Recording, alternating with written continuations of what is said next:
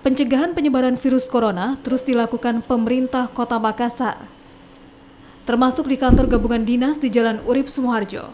Penyemprotan disinfektan kembali dilakukan setelah bertambahnya jumlah pasien positif corona di Makassar. Selain di kantor Dinas Perikanan dan Pertanian, penyemprotan juga dilakukan di kantor pemerintahan lainnya.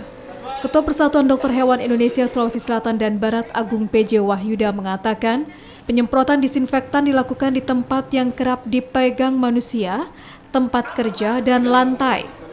Cairan disinfektan juga dapat mensterilisasi hingga 2 minggu tergantung mobilisasi orang di suatu ruangan.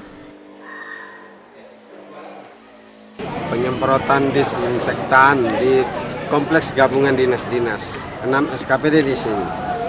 Ini kita lakukan dalam rangka upaya preventif mencegah jangan sampai ada virus yang ada di sekitar lingkungan kompleks gabungan dinas-dinas ini.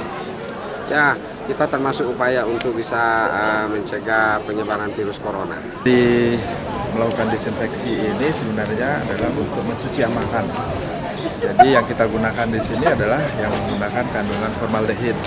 Itu artinya seluruh bakteri dan kuman, khususnya virus juga, COVID-19 juga bisa dimusnahkan. Kalau kita mempertimbangkan dari dosisnya, sebenarnya antara 10 sampai 30 menit itu sudah relatif aman untuk bisa membunuh kuman yang ada di sekitarnya.